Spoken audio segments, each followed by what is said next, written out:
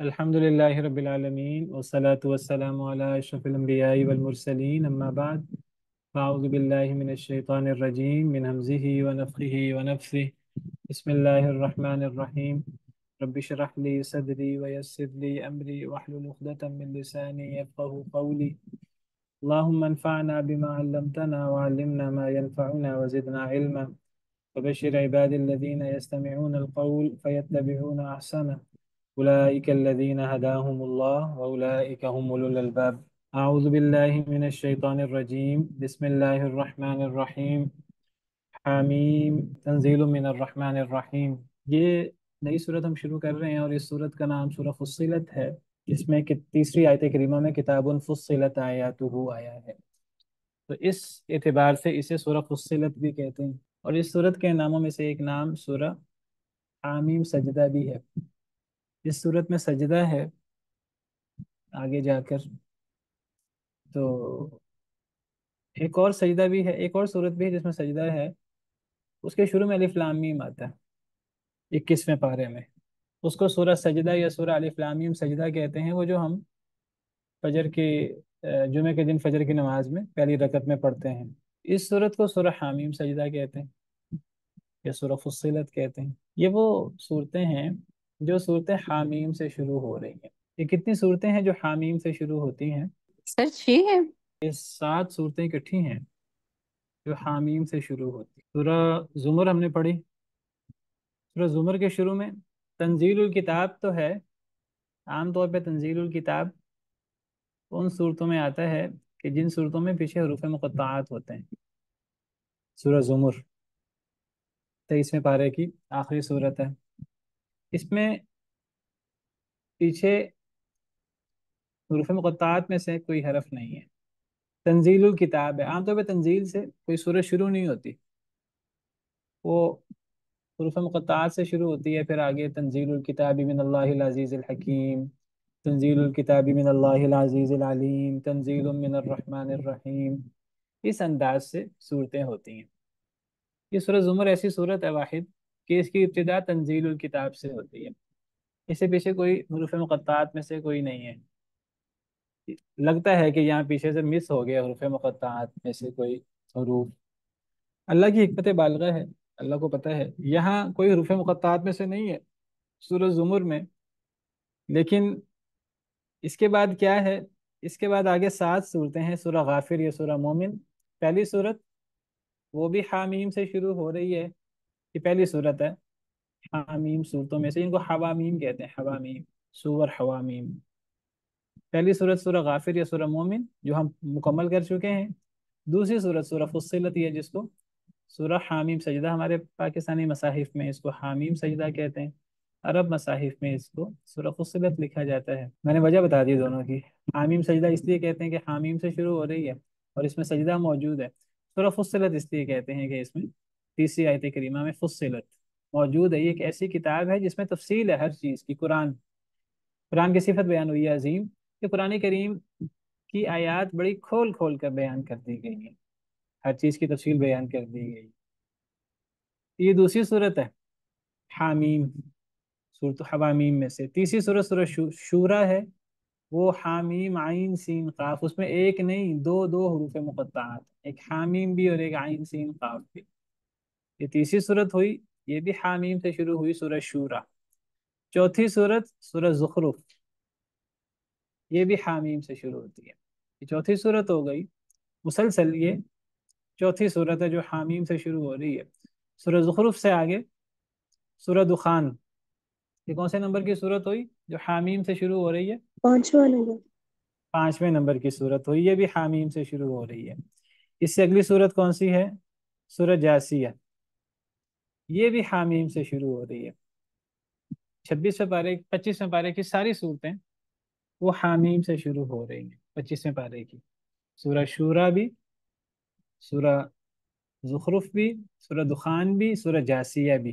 یہ چھٹی صورت ہے جو حامیم سے شروع ہو رہی ہے، اور پھر اس سے آگے سورہ احقاف ہے، وہ بھی حامیم سے شروع ہوتی ہے۔ تو یہ 7 اکٹھی صورتیں جو ہیں وہ آپ سمجھیے حامیم سے شروع ہوتی ہیں، تو ان کو حوامیم مجموعہ ہے صورتوں کا۔ تو یہ 7 صورتیں ہیں جو حامیم سے شروع ہوتی ہیں، بڑی عظیم صورتیں ہیں حامیم.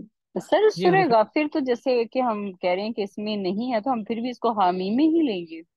سورہ غافر میں ہے کیا نہیں ہے؟ سوری سورہ زمر جو ہے، سورہ زمر کو ہم نہیں لے رہے ہیں نا. سورہ زمر سے آگے سب سے سورہ پہلے آپ غافر سے؟ سورہ غافر مومن پہلی، پھر سورہ فصلت یا سورہ حامیم سجدہ دوسری، سورہ شورہ تیسری، سورہ زخرف چوتھی، سورہ دخان پانچویں، سورہ جاسیہ چھٹی، سورہ احقاف ساتویں. جی اگر آپ سر، سورہ زمر کو شمار کریں تو 8 ہو جائیں گے. سورہ جی زمر جی میں تو بالکل، حامیم نہیں ہے نا. میں جی ویسے کہہ رہا تھا کہ وہاں حروف مقطعات نہیں ہیں، وہ تنزیل الکتاب ہے، حروف مقطعات نہیں ہیں. وہ لگتا ہے جیسے حروف یہاں ہونے چاہیے تھے، نہیں ہے. وہاں نہیں ہے تو اللہ تعالیٰ نے پھر وہ اکٹھی 7 صورتیں جو ہیں نا وہ حوامیم میں ہیں. اس سے اگلی صورت اگر آپ کریں گے تو سورہ محمد ہے، اس میں بھی پھر حروف مقطعات نہیں ہیں. وَالَّذِينَ كَفَرُوا وَصَدُّوا عَن سَبِيلِ اللَّهِ أَضَلَّ أَعْمَالَهُمْ، یہاں سے وہ شروع ہوتی ہے. تو اس میں پھر حروف مقطعات نہیں ہے. تو یہ 7 اکٹھی حوامیم. تو 7 صورتیں جو حامیم سے شروع ہوتی ہیں، اور ان کے شروع میں حامیم آتا ہے، اور ان کے علاوہ کسی اور صورت کے شروع میں حامیم نہیں آتا. تو حامیم بھی حروف مقطعات میں سے ہے. حروف مقطعات کون سے حروف ہیں؟ حروف مقطعات کیوں کہتے ہیں؟ کیا مراد ہے حروف مقطعات سے؟ سر جن کا معنی اللہ کے علاوہ کوئی نہیں جانتا، لیکن ان کی مراد جو ہے وہ یہ ہوتی ہے کہ اللہ تعالیٰ جو ہے وہ اپنا یعنی معجزہ ظاہر کرنے کے لیے، کہ قرآن جو ہے وہ ایک معجزہ ہے، تو اس کے اعجاز کو ظاہر کرنے کے لیے اللہ تعالیٰ نے حروف مقطعات کا مطلب یہ بھی انہی الفاظ کا مجموعہ ہے جو تم یعنی عربی زبان ہے نا، لیکن اس کے معنی کوئی نہیں جانتا لیکن بالکل ٹھیک، بالکل ٹھیک، شاباش. اس کو حروف مقطعات کیوں کہتے ہیں؟ مقطعات کا کیا مطلب ہے لفظی معنی؟ کٹے کٹے ہوئے سر. کیا مطلب کٹے ہوئے؟ بالکل ٹھیک ہے، کٹے ہوئے. ان کو کیوں کٹے ہوئے کہتے ہیں؟ یہ کہاں سے کٹے ہوئے حروف ہیں؟ سر اس کو ہم الگ الگ اللہ پڑھتے ہیں جانتا. اس لیے؟ ہاں، اس لیے کہ ان کو کاٹ کاٹ کر پڑھتے ہیں، الگ الگ پڑھتے ہیں، یعنی مکمل مکمل پڑھتے ہیں. یہ اس معنی میں ان کو الگ الگ کر کے پڑھا جاتا ہے، یعنی ان کو ملا کر نہیں پڑھا جاتا. اگر ان کو ملا کر پڑھا جاتا تو ہم ہم اس انداز سے پڑھتے ہیں اس کو جس طرح زبر زیر پیش کے ساتھ ہم پڑھتے ہیں. ان کو اس انداز سے نہیں پڑھا جاتا. ان کو مکمل مکمل حرف کے طور پہ پورا پورا حرف کاٹ کر حروف تہجی کی طرح ان کو الگ الگ پورا پورا حرف پڑھا جاتا ہے. تو اس لیے اس کو حروف مقطعات کہتے ہیں. اور یہ قرآن کے اعجاز کے لیے ہیں، اور یہ چیلنج ہے گویا کہ اللہ کی طرف سے کہ سر تم اپنے آپ کو. جی.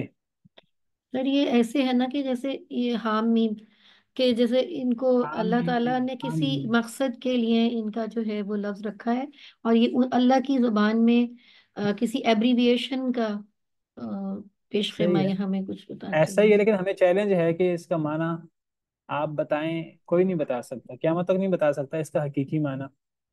تو وہ اللہ ہی بتائیں تو بتائیں.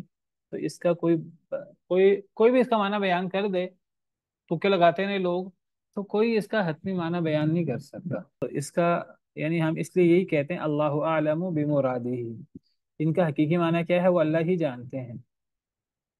یہ نہیں ہے ان کا کوئی معنی نہیں ہے، ان کے بڑے عظیم معنی ہیں، اللہ کے علم میں ہیں. اللہ نے ہمیں چیلنج کیا ہے گویا کہ. اور کیا دلیل ہے کہ یہ قرآن کے چیلنج، قرآن کے اعجاز کے لیے ان کے بعد قرآن کے نزول کا ذکر ہوتا ہے، قرآن کی عظمت اور قرآن کے جلال کا ذکر ہوتا ہے. حروف مقطعات کے بعد آپ دیکھیے یہی انداز ہوتا ہے. تو یہ قرآن کے اعجاز کے لیے. بعض لوگ کہتے ہیں، بعض لوگ اس کا معنی کرنے کی کوشش کرتے ہیں، بعض ان کو اللہ کے ناموں میں سے کوئی نام قرار دیتے ہیں.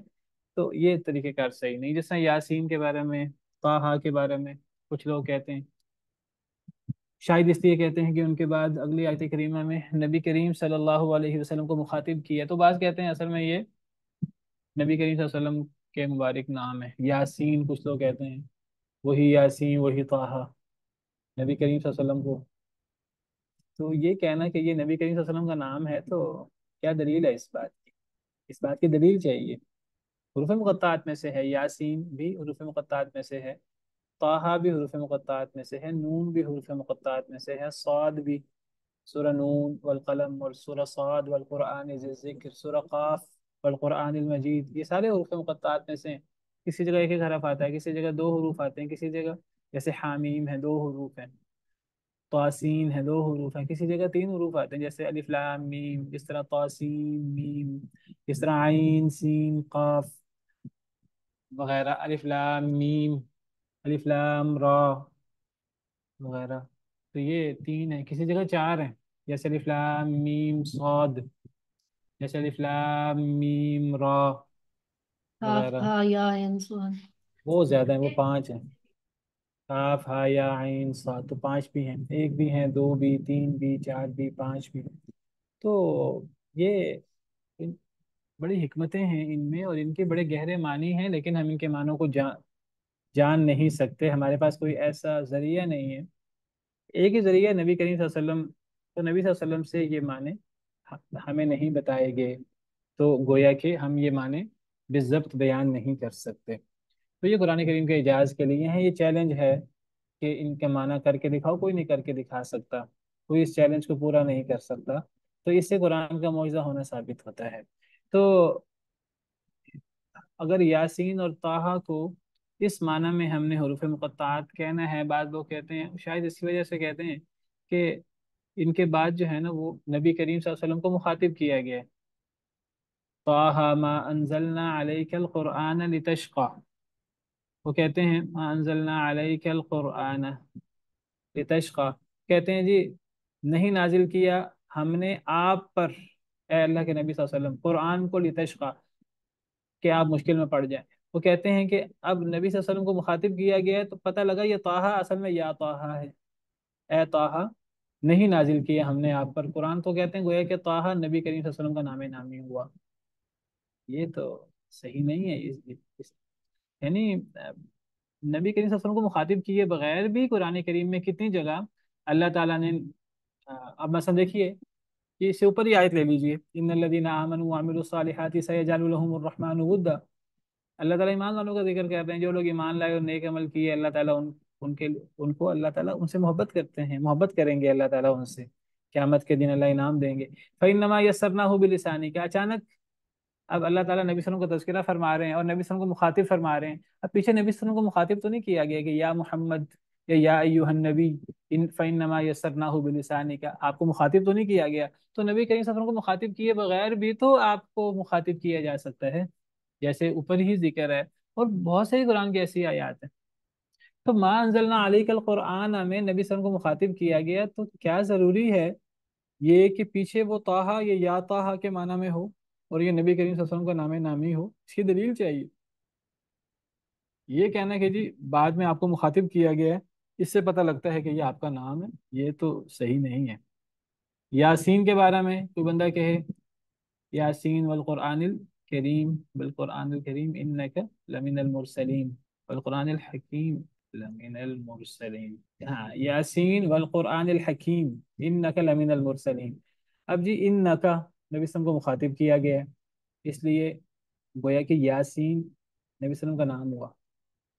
اب یہ یاسین میں یا مخاطب کا ہے اور آپ کا نام سین ہے، یا آپ کا نام ہی یاسین ہے اور پیچھے ایک اور یا تھا جو محذوف ہے، یہ یا یاسین ہے. اور پھر قرآن حکیم کی قسم کے بے شک آپ رسولوں میں سے ہیں، چونکہ آپ کو مخاطب کیا جا رہا ہے تو پتہ لگا یہ اصل میں آپ کا نام ہے. یہ اس طرح تک بندی تو نہیں کرنی چاہیے نا اپنی طرف سے. یا تو صحابہ کرام نے کہا ہو، نبی کریم صلی اللہ علیہ وسلم نے فرمایا ہو کہ یہ میرا نام ہے طٰہٰ اور یاسین.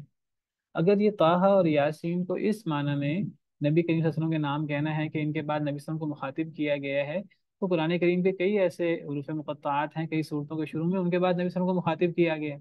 مثلا حامیم کی ہم بات کر رہے ہیں، 7 صورتوں میں اکٹھا حامیم آتا ہے. تو ایسی بعض صورتیں بھی ہیں کہ جن میں حامیم کے بعد نبی صلی اللہ علیہ وسلم کو مخاطب کیا گیا ہے. مثال کے طور پر یہ دیکھیے سورہ شورہ، حامیم عین سین قاف کذالک یوحی الیک، آپ کو مخاطب کیا گیا ہے. اب کیا یہاں کوئی معنی کر سکتا ہے کہ وہ آپ کو اصل میں مخاطب کیا گیا ہے اس لیے کہ پیچھے وہ حامیم آپ کو یہ آپ کا نام ہے، یا عین سین قاف آپ کا نام ہے، تو یہ اصل میں یا حامیم یا عین سین قاف ہے اور آگے کذالک یوحی الیک کیونکہ آپ کو مخاطب کیا گیا ہے. نہیں، وہی انداز ہے جو طٰہٰ میں ہے، جو یاسین میں ہے.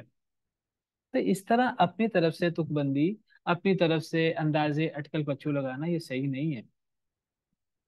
لیکن اب ہمارے ہاں اتنا مشہور ہو گیا، اب ہمارے ہاں نعتوں میں بھی یہ طٰہٰ اور یاسین استعمال ہو رہا نبی کریم صلی اللہ علیہ وسلم کے لیے. دلیل ہونی چاہیے اس بات کی.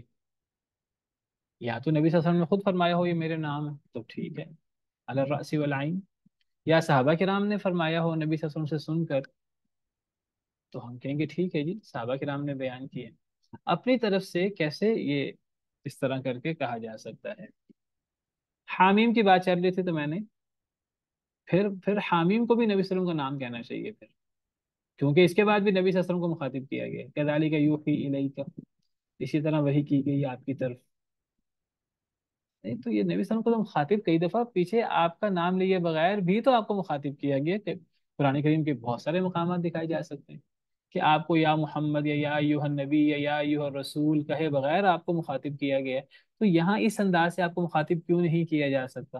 ضروری ہے کہ ہم کہیں کہ طٰہٰ آپ کا نام ہے، آپ کو نام لے کر پھر آپ کو آگے مخاطب کیا گیا ہے، یاسین آپ کا نام ہے اس لیے پھر آگے آپ کو مخاطب کیا گیا، پھر حامیم بھی آپ کا نام ہونا چاہیے، اور پھر آپ کو آگے مخاطب، پھر آئین سین قاف بھی آپ کا نام ہونا چاہیے۔ چلیں بہرحال، تو حامیم اللہ عالم بمرادہ، تنزیل من الرحمن الرحیم، نازل کرنا ہے یعنی اللہ رب العالمین، من الرحمن الرحیم، رحمان الرحیم کی طرف سے نازل کرنا ہے، یعنی اس قرآن کا، جس طرح دیگر صورتوں میں ہے تنزیل الکتاب من اللہ العزیز الحکیم، یا تنزیل الکتاب بھی بار بار آتا ہے، تو نازل کرنا ہے کتاب کا من الرحمن الرحیم، رحمان الرحیم اللہ رب العالمین کی طرف سے۔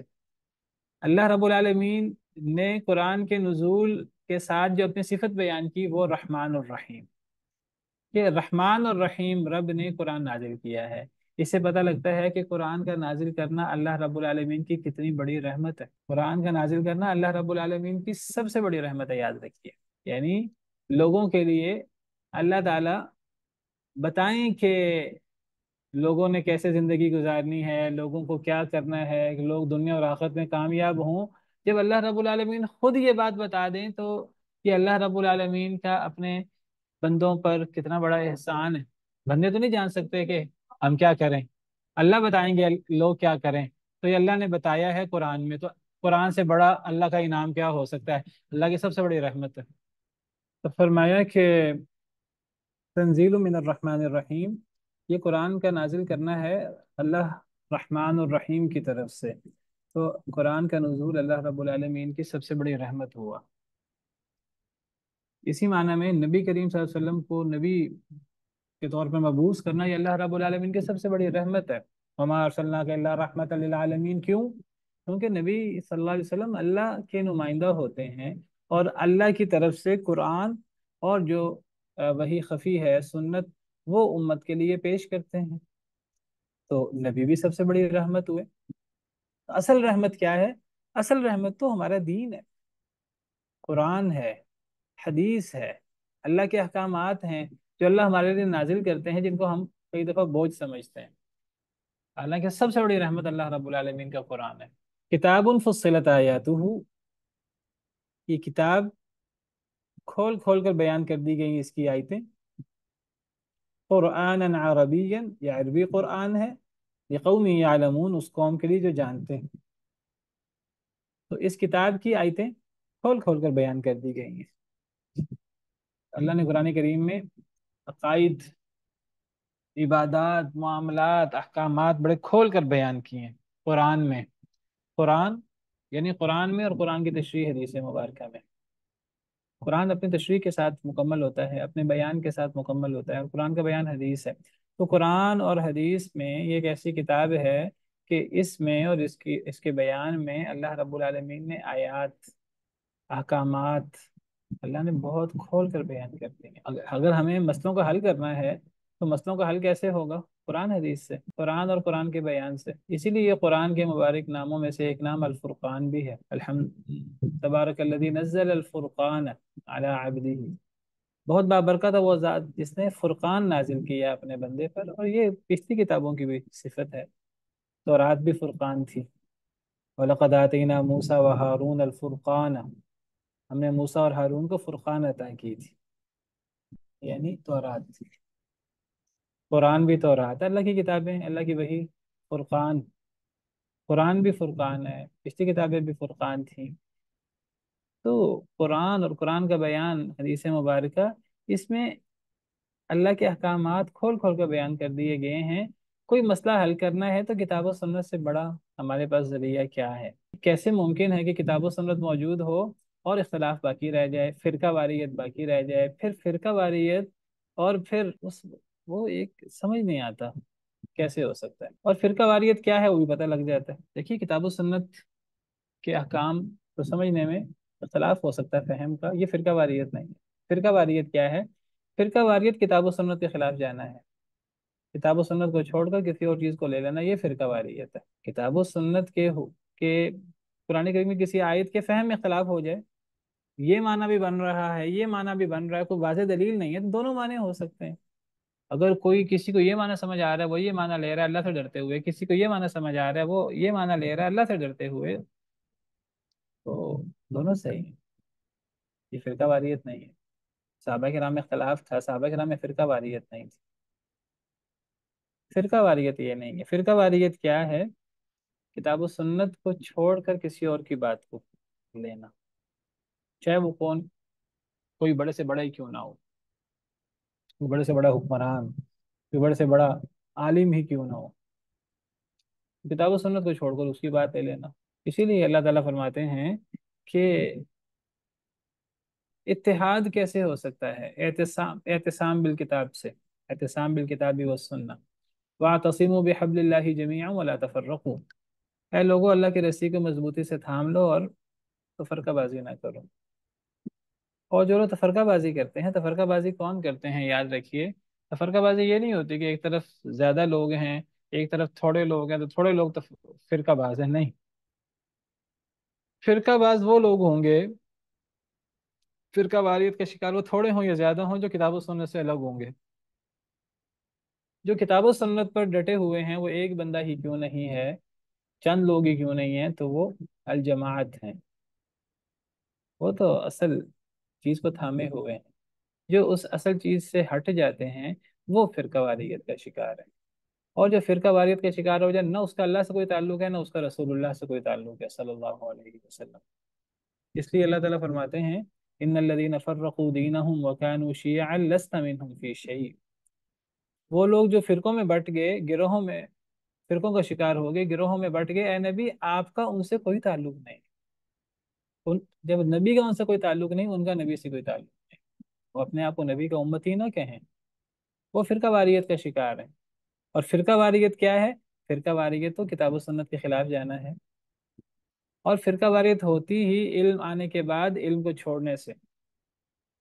فرقہ واریت کا شکار یہود ہوئے، عیسائی ہوئے، وما تفرق الذین اوتوا الکتاب الا من بعد ما جاءتهم البینہ وما اختلف الذین اوتوا الکتاب الا من بعد ما جاءتهم البینات بغیا بینہم، اہل کتاب نے اختلاف نہیں کیا مگر بینات آنے کے بعد، بغاوت کرتے ہوئے۔ فرقہ واریت اور اختلاف کہتے ہی، جو اختلاف مذموم ہے، کہتے ہی اسے ہیں جو دلیل آنے کے بعد کوئی کرتا ہے اس دلیل کو چھوڑ کر، تو کتاب و سنت آنے کے بعد اس کی دلیل واضح ہونے کے بعد کوئی کرتا ہے اور اس کو چھوڑ دیتا ہے کتاب و سنت کو۔ اللہ نے کتاب و سنت میں احکامات بڑے واضح کر دیے ہیں، کھول کھول کر بیان کر دیے ہیں۔ اگر کوئی چیز میں اشتباہ ہے تو موٹا موٹا مان لیا جائے، اس کو اس کی گہرائی میں نہ جایا جائے، جو چیز واضح ہے وہ ماننی چاہیے۔ توحید کا مسئلہ کتنا واضح ہے، اب کچھ لوگ توحید کے بارے میں وہ مشتبہ چیزوں کے پیچھے پڑ جائیں اور واضح ترین چیزیں چھوڑ دیں۔ اللہ نے تو کتاب فصلت آیاتہ، اللہ نے تو آیتیں کھول کھول کر بیان کر دیں۔ سورہ یونس میں اللہ فرماتے ہیں، سورہ ہود میں کہ شروع میں الف لام را کتاب محکمت آیاتہ ثم فصلت من لدن حکیم خبیر، ایک ایسی کتاب ہے جس کی آیتیں بڑی محکم، بڑی مضبوط ہیں، اور پھر اس کی تفصیل بیان کی گئی ہے اللہ حکیم اور حمید، اللہ حکمت والے اور تعریف کیے گئے اللہ کی طرف سے۔ تو اللہ نے قرآن کی آیتیں بڑی واضح کر دی ہیں اور بڑا مضبوط کر دیا ہے ان کو۔ قرآن کے عام احکامات بڑے واضح ہیں، توحید، رسالت، آخرت، اللہ تعالیٰ کی صفات، اور انہی کے بارے میں جھگڑے ہیں، سب سے زیادہ جھگڑے انہی کے بارے میں، توحید کے بارے میں سب سے زیادہ جھگڑے، نبی صلی اللہ علیہ وسلم کی رسالت کے بارے میں، آپ بشر ہیں، آپ نور ہیں، بشر رسول ہوتا ہے نہیں ہوتا، یہی اعتراضات ہر قوم کرتی رہی، یہی اعتراضات آج بھی باقی ہیں، مسلمان کہلانے والوں میں باقی ہیں، اللہ معاف کرے۔ آخرت کے بارے میں جھگڑے کرتے رہے ہمیشہ کفار۔ پھر اللہ تعالیٰ کی صفات کے مسئلے، اللہ کی صفات صرف اللہ رب العالمین کی ہیں، وہ صفات ان معنی میں اسی طریقے سے کسی مخلوق کو دینا جائز نہیں ہے۔ اللہ عالم الغیب ہے، اب یہ علم غیب یہ کسی اور کو صفت دے دینا۔ اللہ تعالیٰ حاجت روا مشکل کشا ہیں، الوکیل بگڑی بنانے والے ہیں، یہ صفات اللہ کے علاوہ اور مخلوقات کو دے دینا۔ اولادیں دینے والے، انعامات کرنے والے، خزانوں کے مالک، یہ اوروں کو دے دینا۔ چیزیں بڑی واضح ہیں قرآن کریم میں اور قرآن کی تشریح حدیث مبارکہ میں، لیکن ان کے لیے جنہوں نے کتاب و سنت کو ماننا ہے ان کے لیے چیزیں واضح ہیں۔ جنہوں نے نہیں ماننا، جنہوں نے اپنے مسلک اور اپنے طور طریقے اور اپنے اپنے دھڑے بندی کے مطابق عمل کرنا اور اس کو خوش رہنا ہے، کوئی ضرورت نہیں ہے ہمیں دوسرے دوسرے کی بات سننے کی، دوسرے کی بات کتاب و سنت کے مطابق ہے کہ نہیں دیکھنے کی ضرورت نہیں ہے۔ اللہ فرماتے ہیں کل حزب بما لدیہم فرحون، ہر گروہ جو اس کے پاس ہے اس پر خوش ہے۔ دیکھنا تو یہ چاہیے کہ کتاب و سنت کی دلیل کس کے ساتھ، وہ دیکھنے کو تیار ہی کوئی نہیں ہے، اور کتاب و سنت کے دلائل تو بڑے واضح ہیں۔ تو یہ مطلب ہے کتاب فصلت آیاتہ، کتاب کی آیتیں بڑی واضح ہیں۔ قرآن فرق کرتا ہے حق اور باطل میں، قرآن سے مسئلے حل کریں، قرآن کی تشریح حدیث مبارکہ سے۔ اور یہ مسئلے کیسے حل ہوں گے؟ قرآن عربی، یہ عربی قرآن ہے کہ عربی زبان کی بدولت حل ہوں گے۔ اکثر شبہات پیدا ہوتے ہیں، یاد رکھیے میری بات، وہ قرآن کے منمانے ترجمے کرنے سے، منمانی تفسیر اور تعویل کرنے سے، ورنہ قرآن کی اصل عربی زبان کے مطابق قرآن کو سمجھا جائے تو انسان قرآن کے بالکل قریب ہو جاتا ہے اور یہ شبہات کا شکار نہیں ہوتا۔ جب تک انسان عربی زبان کے ساتھ جڑا رہتا ہے اور زیادہ تعویلوں میں نہیں پڑتا تو وہ قرآن پر عمل کر رہا ہوتا ہے، قرآن اور قرآن کی تشریح پر۔ زیادہ ترجمے کرنے سے، زیادہ تعویلیں کرنے سے، عربی زبان سے دور ہٹنے سے یہ زیادہ مسئلے اور زیادہ بدعات، خرافات، شبہات پیدا ہوئے ہیں۔ عربی قرآن ہے لقوم یعلمون، اس قوم کے لیے جو جانتی ہے۔ کیا جانتی ہے؟ عربی زبان۔ قرآن عربی زبان میں ہے کیونکہ عربوں کے لیے نازل ہوا، تو جو قرآن کے اولین مخاطب تھے قریش، وہ عربی جانتے تھے۔ قریش ہوں مکہ کے یا مدینہ کے انصار ہوں عرب، پھر جو مسلمان ہو گئے صحابہ کرام رضوان اللہ علیہم اجمعین، وہ ان کے محاورے میں قرآن نازل ہوا، وہ عربی جانتے تھے، اللہ نے عربی قرآن رکھا۔ اور آج کچھ لوگ کہتے ہیں ہم قرآن کی تفسیر عربی زبان کی بدولت کرتے ہیں، اور وہ اپنی عجمی لوگ عربی کے ذریعے قرآن کی تفسیر کر کے، وہ جو سب سے بڑے عرب تھے صحابہ جو عربی زبان کی بنیاد ہیں، وہ ان کی تفسیروں کا رد کرتے ہیں۔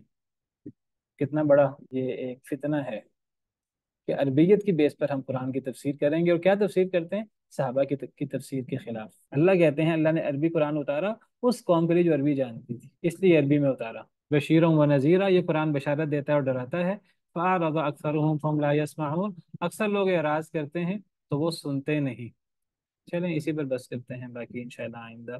سبحان ربک رب العزت عما یصفون وسلام علی المرسلین والحمد للہ رب العالمین۔ السلام